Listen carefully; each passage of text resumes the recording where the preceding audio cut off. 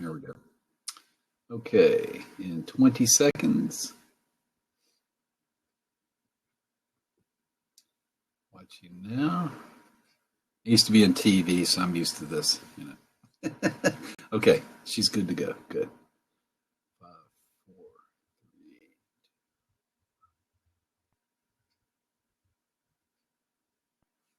Go. Hi, I'm Philip Day. Welcome to BNI Blast on Blab. It's great to have you here tonight.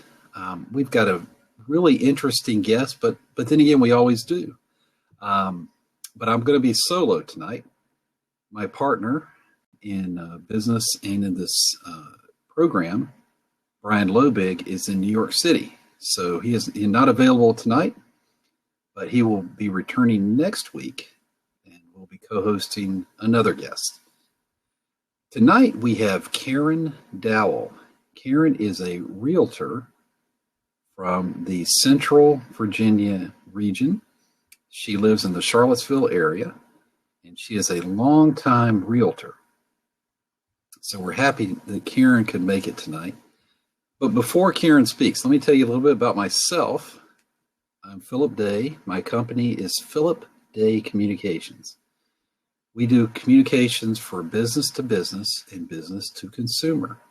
We develop websites, write copy, we do blogging, social media, and Facebook advertising, Google AdWords advertising, voiceovers, and marketing and branding. So if you need to communicate to other businesses or consumers, Philip Day Communications might be your best way to do it. I'm also located in Central Virginia. My website address is philipdaycommunications.com. So, yes, check him out. Thank you, Stephanie. I appreciate that. The guest tonight is, as I said, Karen Dowell. Karen is a native of Central Virginia. We've been friends for many years, and I've been fortunate enough to have her as a client too. So, but tonight she's here because of two reasons. She's a member of Business Networking International, the Who's Who BNI, as it's called. And second, she's here to tell us about the real estate market and being a small businesswoman. Maybe perhaps the challenges that she has and advice she would have for men and women who want to start their own business. Anyway, you've heard enough from me. Now it's time to hear from Karen. Hi, Karen. How are you? I'm good, Philip. Thanks for asking me to join your show tonight. Oh, you're welcome. You're welcome. Glad you can make it. I know you're very busy, and I know Thursday night you have choir practice at your church.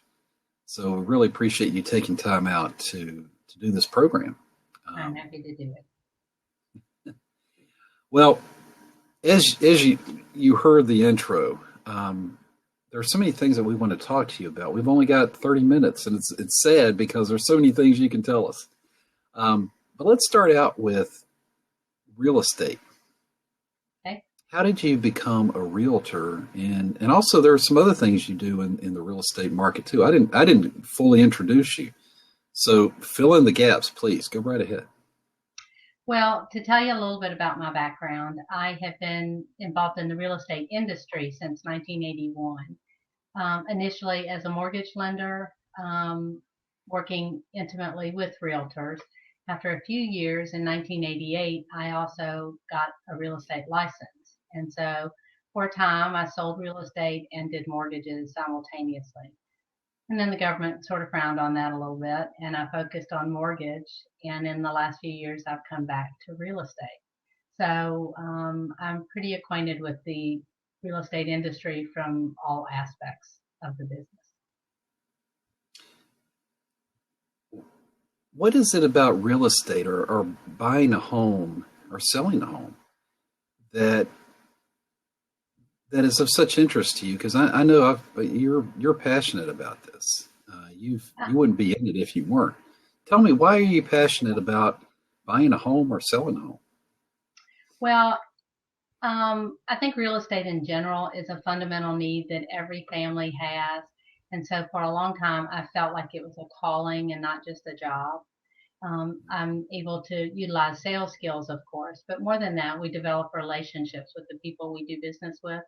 Mhm. So we're not just talking about the largest financial transaction they'll ever undertake, but we're also planning for their future. So we become a trusted advisor along the way, and we build really deep friendships. So it's not just about a transaction.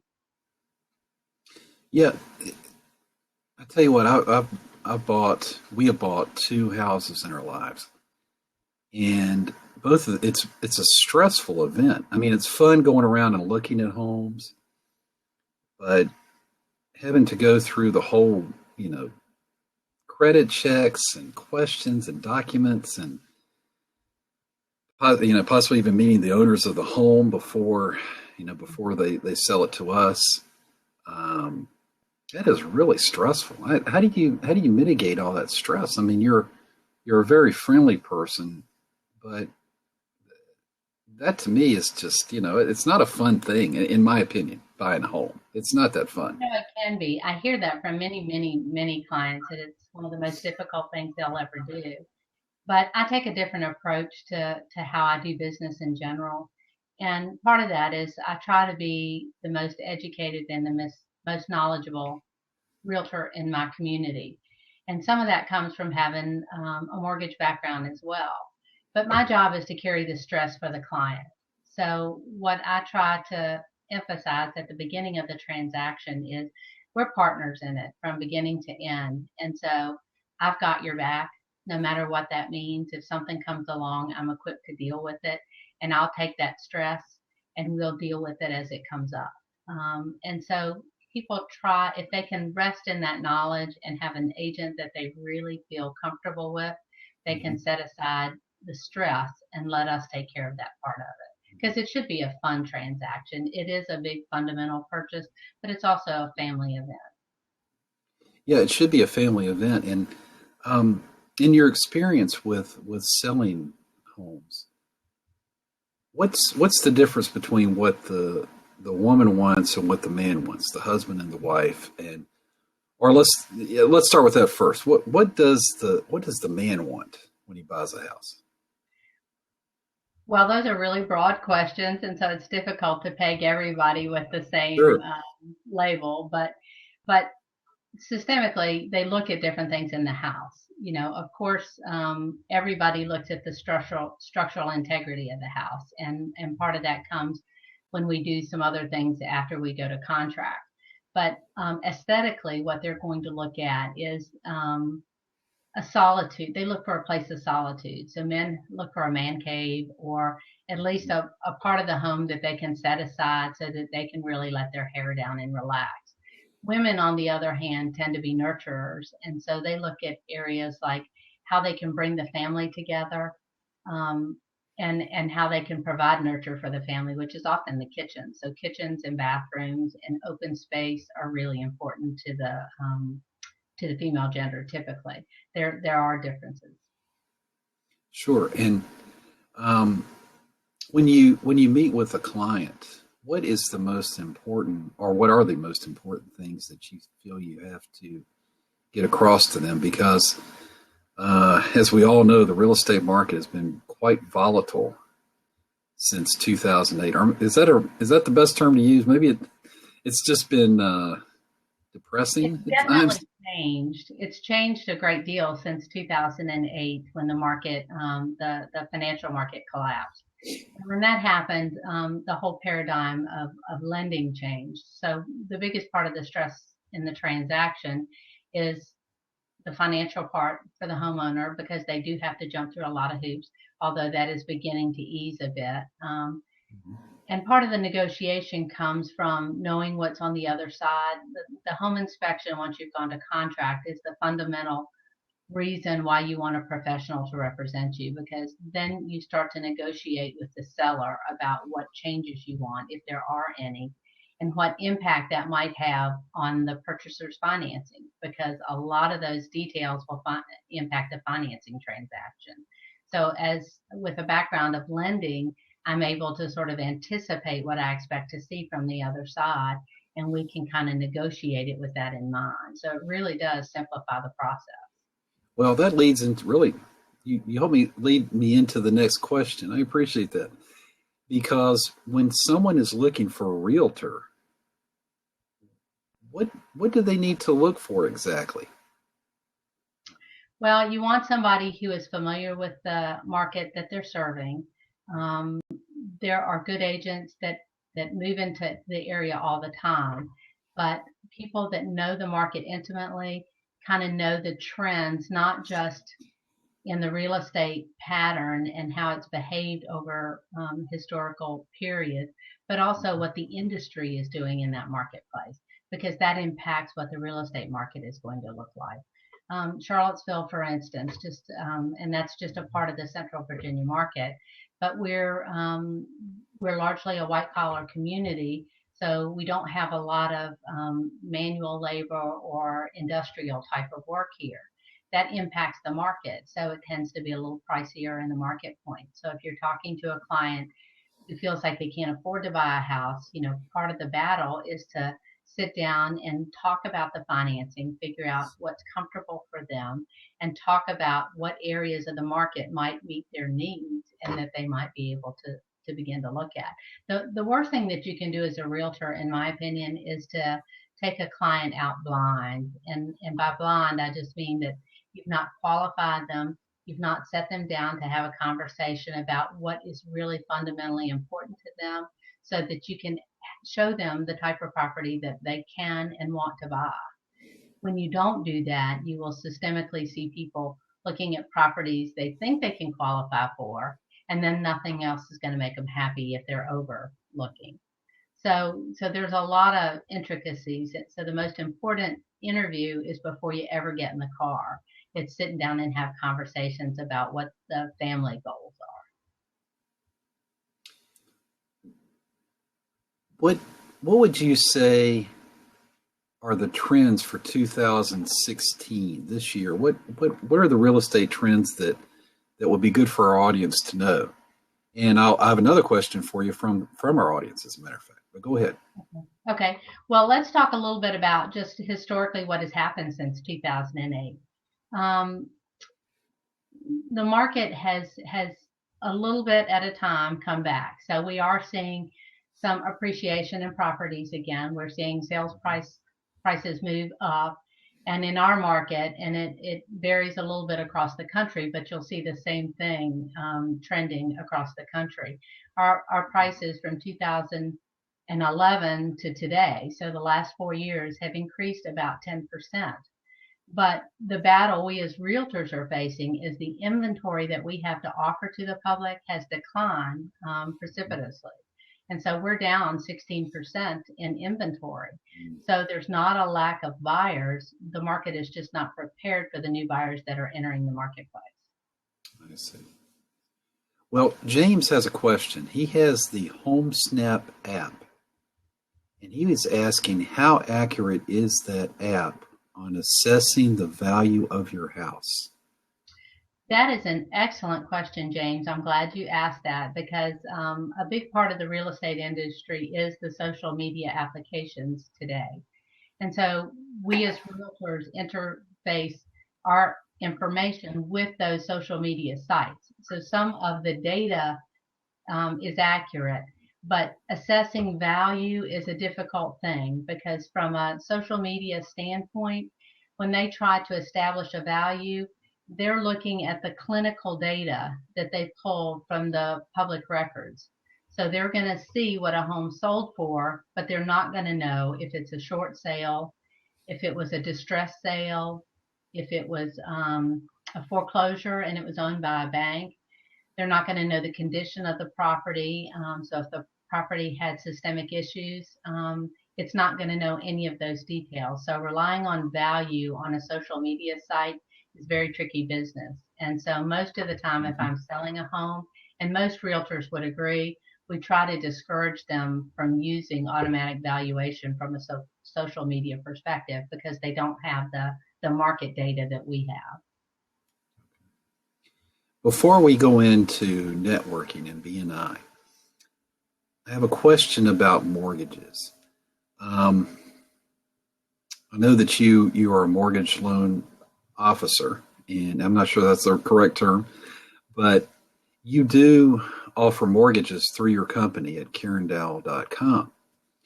Um, when someone is applying for a mortgage, what would you tell them to do before they even walked into the office? How can they best prepare to to sign all the dotted lines on a mortgage document? Okay, well, let me say two things just in the interest of full disclosure. On any given transaction, if I represent a client on a sale or a purchase, and I'm getting compensated for that, I don't provide financial services, although I can help them through the process, and I do.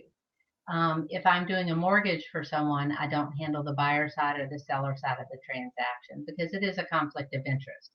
But that said, the most important thing that I think any client can do to prepare for home ownership is to be aware of what their credit is and how to read and understand that data, because your credit score is a huge part of the process, and there are lots of things that are simple to do to make changes.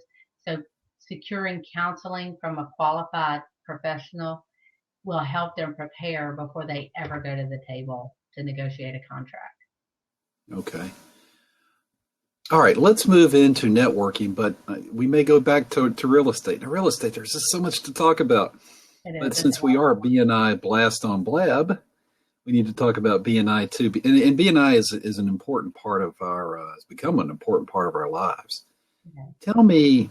Tell us, why did you join Business Networking International? What was the attraction there?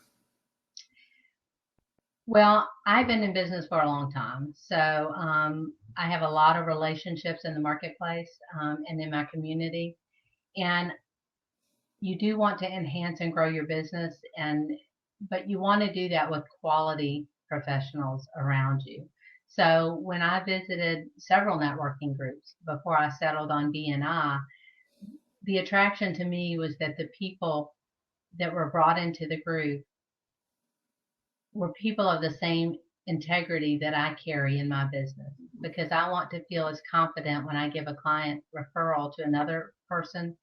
I want to feel confident that they're going to handle them as well or better than I would have in that field. So that's a really big part of it. So I looked for a network of people that I could have confidence giving my referrals to. Mm-hmm. Okay. Now, in networking, um, networking to a lot of people is a chore. Like sometimes social media can be a chore to small business people, which is why one of the reasons I'm around, so I can do it for Thank them. goodness for Philip Day Yeah, Communication. a little shameless self promotion here, but no. But seriously, when small business person says, okay, I understand, Karen, why you're in the networking and all that kind of jazz, and but I'm just not a people person. I'm too busy selling, or I'm too busy running the business, or I'm too busy doing administrative stuff for the business, whatever the excuse might be. What would you tell them? Because this person is of the same integrity that you are, and that the other members of our organization are. How do you persuade them that this is where you need to be? Well, I'll go back and I'll tell you what I used to tell the people that I managed when I was in mortgage. And part of that is if you put in the work and you create the relationship, you will get the business. And I'm not real fond of the word networking because it does have a negative connotation for anybody that is a little bit shy. But Very all true. networking is creating solid relationships with quality people that you can feel comfortable exchanging business with. Well, James has another question here, and this really ties in both with real estate and with networking. And he said that he has a friend in Northern Virginia who is in real estate. She's young, and he told her about BNI, and she showed some interest. However, it is the real estate agents who often start their own BNI group. and he was wondering, is it impossible for her to find a group? What would you recommend to her as a fellow realtor? BNI is unique in that we do have one industry, one individual from each industry in each group, but there are multiple BNI groups in every marketplace. So if she is specifically looking for a BNI connection, then I think we need to reach out to a director to help plug her into a place. I know that there are some new groups that are starting in the Northern Virginia area, and we could certainly get her plugged in with a director or an ambassador of BNI that could plug her into a group that does have that need. Okay. Does that help you, James? All right, good. Now, when it comes to networking or just spending time with people, what would you say to someone who's either just joining BNI or who's thinking about it, and they're asking, okay, I understand the benefits. I understand that I would get referrals and all that kind of thing. But I also understand that I've got to give referrals. And that's not an easy thing sometimes. What would you tell them, about, not that they don't want to refer, send out referrals to others. Of course they do. But just the challenge of it all. What would you say to that? The most important you can do in any networking group is get to know your peers within the group, because they can help teach you the questions to ask. Like, I hear all the time from my BNI partners, it's hard to refer people for real estate. And that systemically is a true statement, because real estate is a big financial transaction and it happens only a few times in your life. So it's not a ready commodity like a retail product would be. But listening for the right information, BNI's motto is givers gain. And I love that, because when I joined the group, it wasn't because I expected to get referrals. It's because I knew that if I gave quality referrals and created a solid, sustainable relationship with my peers in the group, that they would Mhm. automatically think of me when conversation turned to real estate, whenever that happens to be. And I think we have to do that with one another in our one-on-one meetings. Just have coffee with the people you don't know well and say, I'm having trouble referring you. Could you give me some tips on what to listen for? Okay. Yeah, and it's one of the parts of BNI, as we know, it's the one-to-one, where we meet with another BNI person, get to know them, and they get to know us. Right. Um, how would you say you approach the one-to-one, and what would be your advice to someone, again, who's a little shy about doing that? Having a face-to-face meeting with somebody who's, you know what I'm saying? What would you tell them? Information Because is you are not shy. Yeah, well, I'm not shy, that's true. But I also do my homework. So the most important thing I do Yeah. for every one-to-one meeting is I look at their website. I find out as much as I can about their business, about what their product is. Um, Not because I think I'm going to know very much when I sit down with them, but because it will lead me to the right questions to ask them. Because Okay. what I don't understand, that's what I'm going to ask about. Okay. So information, I think you need to arm yourself with information about who you're meeting with. And that's important regardless of whether you're in BNI or just creating relationships. Mhm. Okay. Um, Now let's just a couple of more questions here, and I got another great question. Let me see. James is saying that they had a real estate agent in their group, and he only took house hunter referrals with a real estate value of $1 million or higher. He's not with us anymore, though. Do you have a particular limit on entry limit on a home sale? I don't. There are realtors who will narrow their marketing field. And in a Mhm. market like Northern Virginia, it's a little easier to do that than in Central Virginia, for instance, where our prices vary widely.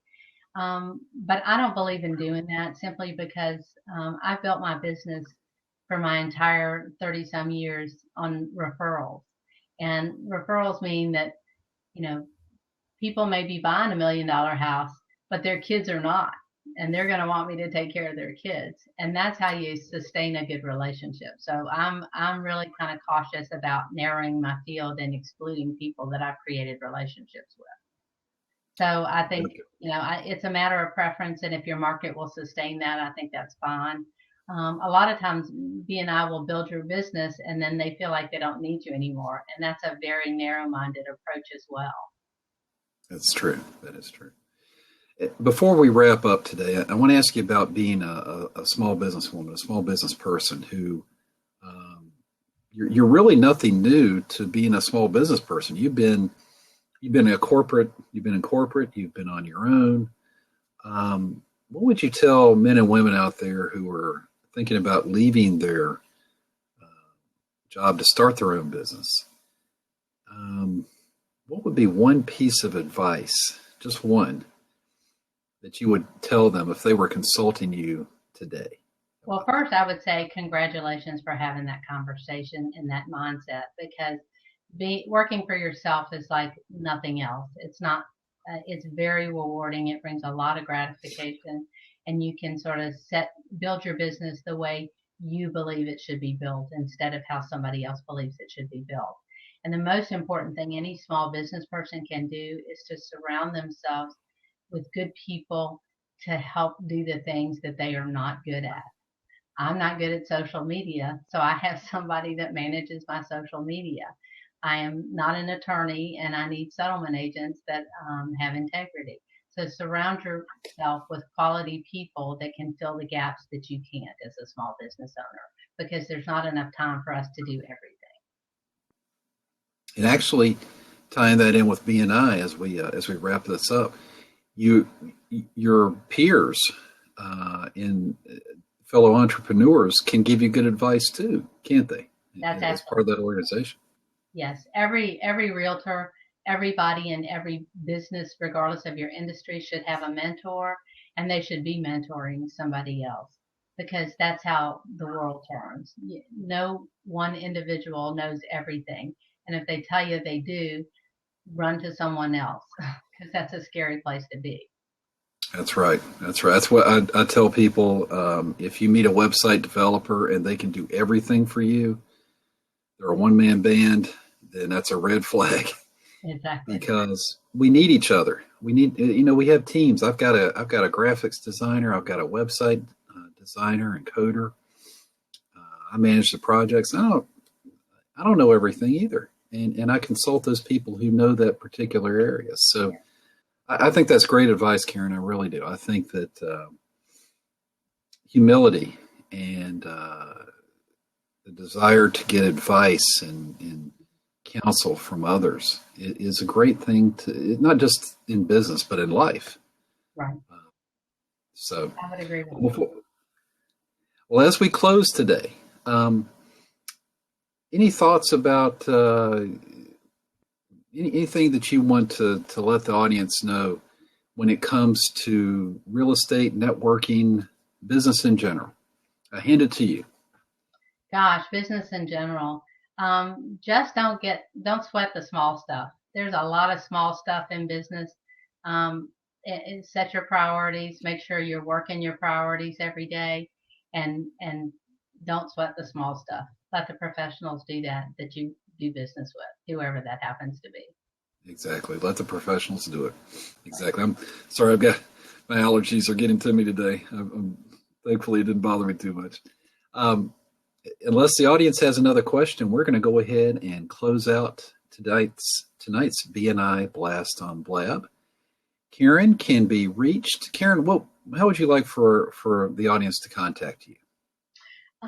Any way that they choose. I have a website, www.karendowell.com, or you can reach me directly on my cell phone 24 hours a day, 434-531-6948. My office associates are at Roy Wheeler Realty, and that number is 434-296-7171. So email Karen at karendowell.com, cell phone call, text message. I'm pretty accessible. Exactly. And let me tell you, I like your website too. Oh, that's right. My company built that for you. I don't know why. But I want to thank everyone for joining us today. I want to thank Stephanie Montenegro for running the meeting tonight. She did a great job. Brian Lobig will be returning next week, and it's a good thing for the audience that it won't be just me. It'll be Brian again. So Tell Brian I missed him. And Stephanie, thank you very much. definitely. And Karen, lastly, I want to thank you for joining us tonight. Karen Dowell, realtor with Roy Wheeler Realty Incorporated, Charlottesville, Virginia. So if you're coming to the Charlottesville or Richmond area, Richmond, Virginia, Central Virginia area, she is the realtor to see. She'll help you in realty and in mortgages. And if you're building a home too. Okay, we are out of time. Thank you everyone for joining us here with BNI Blast on Blab. Have a great weekend, and we'll see you next Thursday, 8 o'clock, with another fantastic guest. Have a great night. God bless. Great. Thanks very much.